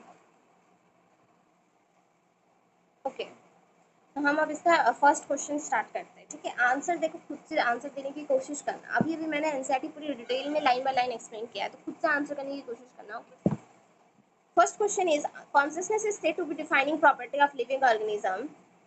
Consciousness consciousness is said to be defining property of living organism, however which organism exhibit delay response or negligible consciousness। ठीक है, मतलब कि यहाँ पे बोल रहा है कि कॉन्सियसनेस डिफाइनिंग प्रॉपर्टी है लिविंग ऑर्गेनिज्म का, ये बिल्कुल सही है। लिविंग ऑर्गेनिज्म का डिफाइनिंग प्रॉपर्टी कॉन्सियसनेस है। Which organism exhibit delayed response और नेग्लिजिबल कॉन्सियसनेस, मतलब कौन सा ऑर्गेनिज्म ऐसा है जो रिस्पॉन्स देर से जनरेट करता है या फिर ना के बराबर कॉन्सियसनेस शो करता है। Amoeba, bacteria, fungi, virus. देखो वायरस जो है ना लिविंग है ना नॉन लिविंग है, कनेक्टिंग लिंक होता है लिविंग और नॉन लिविंग के बीच में। तो वायरस जो है वो रिस्पॉन्स देता है, या तो देर से देगा या तो कॉन्सियसनेस ना के बराबर होगा, ठीक है। तो ये क्वेश्चन इंपॉर्टेंट है, ये क्वेश्चन आज पूछ सकता है एग्जाम में, ठीक है। वायरस जो है वो यहाँ पे एक्सप्लेनेशन भी दिया हुआ है। Virus are considered non living outside the host body. Virus अगर होस्ट बॉडी के अंदर है, सॉरी होस्ट बॉडी के बाहर है, तो वो नॉन लिविंग माना जाता है, इसीलिए उसमें कॉन्सियसनेस नहीं होता, क्योंकि कॉन्सियसनेस सिर्फ लिविंग में होता है। वायरस तो लिविंग नॉन लिविंग दोनों का ही बीच का है मेंबर। नेक्स्ट क्वेश्चन है हमारा assertion reason। assertion is consciousness is a feature unique to humans में कॉन्सियसनेस यूनिक फीचर है, ठीक है। और रीजन है only humans are aware of themselves and their surrounding. सिर्फ ह्यूमन ही एक ऐसा बंदा है, एक ऐसा प्रजाति है जो खुद से भी अवेयर होता है और आसपास के सराउंडिंग से भी अवेयर होता है। तो देखो ये तो बिल्कुल सही है कि कॉन्सियसनेस ह्यूमन का एक यूनिक फीचर है, क्योंकि ह्यूमन खुद से भी अवेयर होता है और आसपास के सराउंडिंग से भी अवेयर होता है। तो ये करेक्ट एक्सप्लेनेशन भी है तो ऑप्शन ए हो जाएगा। ठीक है, यहाँ पे एक्सप्लेनेशन भी दिया हुआ है, तुम लोग अपने अकॉर्डिंग पढ़ सकते हो एक्सप्लेनेशन को। नेक्स्ट थर्ड क्वेश्चन है, एक सेकेंड, क्या हो गया, ओके। नेक्स्ट थर्ड क्वेश्चन है, on living organism show consciousness. सारे लिविंग ऑर्गेनिज्म कॉन्सियसनेस शो करते, देखो ऑल है, ये ऑल, सम, मैनी, सब जो रूट वर्ड होते हैं ये बहुत इंपॉर्टेंट होते हैं, इसको पढ़ के ही जवाब देना। ठीक है, इसको पढ़ के ही जवाब देना। All living organism consciousness show करते हैं, जितने लिविंग ऑर्गेनिज्म सारे शो करते हैं, तो यस ट्रू हो जाएगा इसका आंसर। ठीक है, ये सही है। Next question, match the following है। ओके, मैच द फॉलोइंग में है, प्लांट ऑर्गेनिज्म दिया हुआ और उसका स्टिमुलस का रिस्पॉन्स दिया, तो प्लांट जो है प्लांट ट्रॉपिज्म शो करेगा, प्लांट ट्रॉपिज्म शो करेगा। ठीक है, प्लांट ट्रॉपिज्म होगा। Amoeba movement towards food, human thinking and reflex action. देखो प्लांट में ट्रॉपिज्म होता है, ठीक है, प्लांट में रिस्पॉन्स जो होता है ट्रॉपिज्म का रिस्पॉन्स होता है। अमीबा में फूड के टुवर्ड्स मूवमेंट होता है, अमीबा फूड को देख के ऐसे ऐसे ऐसे चलता है और उसको ऐसे फूड को घेर के कवर कर लेता है, तो फूड के टुवर्ड्स मूवमेंट होता है अमीबा में। और ह्यूमन जो होता है वो सोचता है फिर रिफ्लेक्स एक्शन देता है। तो ये हो गया मैचिंग। नेक्स्ट क्वेश्चन है, the capacity to respond environmental stimuli, capacity to respond environmental stimuli is called consciousness. Environmental stimuli को रिस्पॉन्ड करने की कैपेसिटी को कॉन्सियसनेस बोलते हैं। ठीक है, तो ये भी बिल्कुल सही हो गया। नेक्स्ट क्वेश्चन है, इनकरेक्ट स्टेटमेंट बताना है। देखो इनकरेक्ट करेक्ट बहुत ध्यान से पढ़ना है, इनकरेक्ट बताना है यहाँ पे। Plant exhibit tropism in the form of consciousness, plant में ट्रॉपिज्म होता है कॉन्सियसनेस के फॉर्म में, तो यस ये सही है। ठीक है, ये ए सही है। All living organism respond to external stimuli, सारे लिविंग ऑर्गेनिज्म एक्सटर्नल स्टिमुली पर रिस्पॉन्ड करते हैं, तो ये भी सही है। ठीक है, virus respond to light and sound stimuli, virus ये गलत हो जाएगा क्योंकि वायरस कॉन्सियसनेस ना के बराबर शो करता है, वो लिविंग नॉन लिविंग दोनों के बीच का इंसान होता है, तो वायरस गलत हो जाएगा। और ह्यूमन बीइंग में सेल्फ कॉन्सियसनेस होता है, तो हमसे इनकरेक्ट पूछा था तो सी हो जाएगा इसका आंसर। ओके, नेक्स्ट क्वेश्चन में चलते हैं। नेक्स्ट क्वेश्चन पूछा है, consciousness is the ability to eat and digest food, गलत। ग्रो इन साइज, गलत। रिप्रोड्यूस, गलत। ठीक है, कॉन्सियसनेस का मतलब होता है sense surrounding and respond, surrounding को सेंस करना, रिस्पॉन्ड देना। Very simple question. नेक्स्ट भी मैचिंग है हमारा एक। ठीक है, म्यूल्स मैंने अभी रिप्रोडक्शन में पढ़ाया था, म्यूल्स जो है रिप्रोडक्शन शो नहीं करता है। ठीक है, म्यूल्स जो है वो रिप्रोडक्शन शो नहीं करता है, म्यूल्स रिप्रोडक्शन शो नहीं करता। No reproduction, metabolism, sum of all biochemical reactions होते हैं। नॉन लिविंग ग्रोथ में एक्रीशन होता है, देखो ये एक इम्पॉर्टेंट है, नॉन लिविंग ग्रोथ में एक्रेशन होता है। ठीक है, लिविंग ग्रोथ में इंटरनल सेल डिवीजन होता है। लिविंग में अंदर से सेल डिवीजन होता है, इंटरनल ग्रोथ होता है। और नॉन लिविंग में एक्रीशन, मतलब बाहर से मटेरियल का अक्यूमुलेशन होता है सरफेस पे। ठीक है, तो नॉन लिविंग ग्रोथ में एक्रीशन होता है। ये एक्रीशन वर्ड ना थोड़ा इंपॉर्टेंट है, एक्रीशन वर्ड एनसीईआरटी में कहीं दिया नहीं था, लेकिन ये आपको याद करना है कि नॉन लिविंग में एक्रीशन होता है अक्यूमुलेशन ऑफ मटेरियल की वजह से, और लिविंग में इंटरनल सेल डिवीजन होता है। ओके, अब नेक्स्ट क्वेश्चन में चलते हैं। Consciousness is consider most complex feature of living organism, consciousness most complex feature है, यस। ठीक है, बिल्कुल सही है, हो गया। ओके, और कोई क्वेश्चन? कॉन्सियसनेस में बस इतना ही क्वेश्चन था, तो मैंने लिविंग ऑर्गेनिज्म की जितनी कैरेक्टरिस्टिक्स होती है उन सारी कैरेक्टरिस्टिक्स को आज कवर कर दिया है। फर्स्ट जो है ग्रोथ है, ग्रोथ डिफाइनिंग फीचर नहीं है क्योंकि उसमें नॉन लिविंग का एक एक्सेप्शन है। सेकंड रिप्रोडक्शन होता है, रिप्रोडक्शन में एक्सेप्शन, रिप्रोडक्शन भी डिफाइनिंग प्रॉपर्टी नहीं है क्योंकि उसमें भी एक एक्सेप्शन है कि सारे लिविंग ऑर्गेनिज्म रिप्रोड्यूस नहीं कर पाते हैं। ठीक है, थर्ड जो है मेटाबॉलिज्म है, मेटाबॉलिज्म जो है डिफाइनिंग प्रॉपर्टी है क्योंकि वो सारे लिविंग ऑर्गेनिज्म में होता है विदाउट एनी एक्सेप्शन। अब फोर्थ जो है वो है कॉन्सियसनेस डिफाइनिंग प्रॉपर्टी है क्योंकि कॉन्सियसनेस विदाउट एनी एक्सेप्शन सब में होता है, और ह्यूमन में सेल्फ कॉन्सियसनेस डिफाइनिंग प्रॉपर्टी होता है। ठीक है, तो ये चारों जो है चारों को मैंने बहुत अच्छे से डिटेल में एक्सप्लेन कर दिया है। इसके क्वेश्चंस को फिर से एक बार ज़रूर से रिवाइज कीजिएगा, बाकी कल के नेक्स्ट पार्ट में मिलते हैं। अगर आपको ये वीडियो, ये लेक्चर अच्छा लगा और मेरा पढ़ाने का स्टाइल आपको अच्छा लग रहा है तो प्लीज़ मेरे लेक्चर्स को लाइक कीजिएगा, सब्सक्राइब कीजिए मेरे चैनल को बायजूम अकेडमी, क्योंकि आप अगर सपोर्ट करोगे तो ही मैं और लेक्चर्स बनाने की मोटिवेशन मुझ में आएगी। देखो मुझे पता है कि नए नए यूट्यूबर्स को लोग ज़्यादा अटेंशन नहीं देते हैं। मैं नई हूँ यूट्यूब में, मैं मानती हूँ, लेकिन मैं बहुत मेहनत कर रही हूँ आप लोगों को अच्छे से पढ़ाने के लिए, अच्छे से एक्सप्लेन करने के लिए, हर छोटी छोटी चीज़, हर एक वर्ड का मतलब बता रही हूँ, हर एक चीज़ एक्सप्लेन कर रही हूँ, हर टॉपिक से रिलेटेड मैं छोटे छोटे वीडियो बना कर डाल रही हूँ, और उससे रिलेटेड बहुत सारे क्वेश्चन भी प्रैक्टिस करा रही हूँ क्लास में। तो भाई मेरी मेहनत को ऐसे वेस्ट मत जाने दो, प्लीज़ थोड़ा सपोर्ट कर दो मेरी मेहनत को। ओके, चलो मिलते हैं नेक्स्ट लेक्चर में, कल पार्ट 3 में मिलते हैं। ओके, तब तक के लिए रिवाइज करते रहो, मेहनत करते रहो, और अपने सक्सेस के सपने देखते रहो और उसे पूरा भी करते रहो। चलो बाय।